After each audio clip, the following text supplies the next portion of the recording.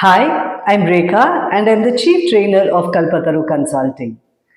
In this video, we are going to discuss on human motivation theory. So this is McClelland's theory of needs. It can also be called as McClelland's needs theory or McClelland human motivation theory. So what is that? So McClelland's is a theorist who says there are three types of needs. Needs for affiliation, needs for achievement and needs for power. So there are few people driven by needs for affiliation, few people driven by needs for achievement and few people are driven by the needs for power. Let us go into the details. So the affiliation, needs for affiliation. Have you heard of this word affiliation? Where you have heard and what is the meaning? Yeah. So we would have heard this word that this college is affiliated to this university. So which means this college is belonging or having a connection with this university, right? So needs for affiliation are those people who would love to have a connection, have a bonding. They would like to have a connection or a bonding or a friendlier relationship with their manager, with their support functions and their team. So they would like to be in a more supportive function, a friendlier environment, and they would love to be in a very comfortable zone. So when you're going to handle such people, give them a routine work, a work which they are comfortable. Maybe something like a data entry work, a monotonous work. They don't feel like monotonous. They are comfortable doing the same work again and again. So they come to office, they have a friendlier environment, no challenging environment. They just do keep continuing their work. And on the other hand, the needs for achievement.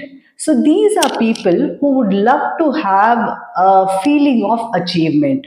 So how do you ensure that their feeling of achievement is satisfied? Give them challenging jobs. Give them a job which gives them the adrenaline rush of getting done something. There is a challenge and give them rewards and recognition. So these people would love to have rewards and recognition. So appreciate them in front of others. Now going back to this needs for affiliation. These people don't want to be in the limelight. So they want to be in a comfortable zone like in a cocoon. So if you want to appreciate them within the team or in private. They don't want to be exposed to a bigger crowd. Okay. And the third need is needs for power. There are few people who are driven by the needs for power. So these people want to feel empowered. It is not that they are going to show their authority. They want to have the feeling of empowered, that they have done something, they are owning something.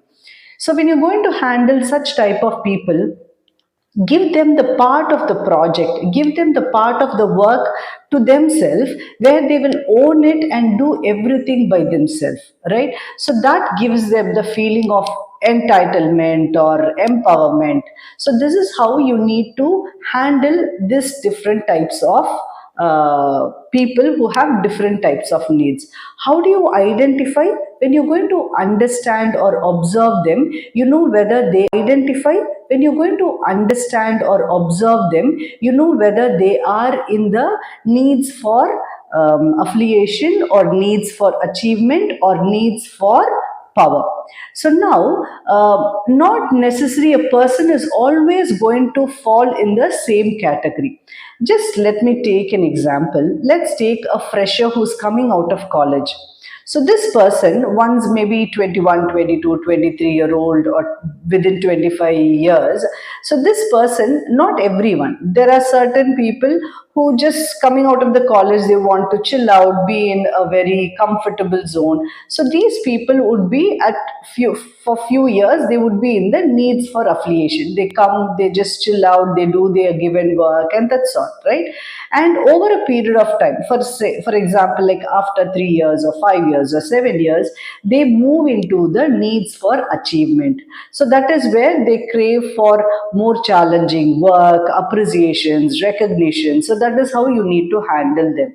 And then maybe 10 years or 12 years or 15 years, this is just an example, okay, down the line they move into the needs for power, where they want to be empowered, own something, and then do things by themselves. So this is need for power. And not necessarily a person has to move from needs for affiliation to needs for achievement and then needs for power. There may be people who start at a certain level of their job, let's say a data entry person. Till retirement, they are comfortable doing the same work.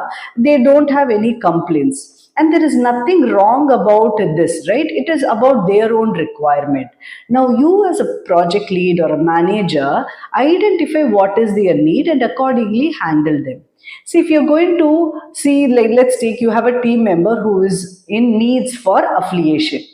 Now you think this person has been in the job, same job for a long time, and let me change his role or give him some exciting work. You give him a responsibility to do client presentation, or you think like you want to recognize his effort, so you're calling him in a town hall where there are hundreds of people and you want to appreciate him. See, all these things will intimidate them. So just understand what is their need and accordingly handle them. You can appreciate within the team, and you don't worry to give them challenging jobs. Understand what is their need and accordingly you can leave them what they are doing on a regular basis. On the other hand, when you are dealing with people who have needs for achievement, if you're going to give any monotonous work, let's say a data entry work on a regular basis, the person does a data entry work.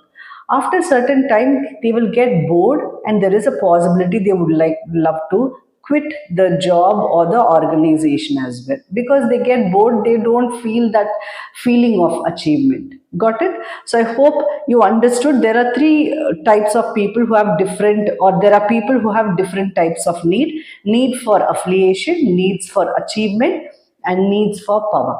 So you need to recognize that and accordingly manage your team. This is one of the human behavior theories. There are a lot many theories would make your, it is so interesting to understand about human beings. When you understand that, dealing with people, managing people is much, much, much easier. So I hope you understood this theory, McClelland's theory of needs.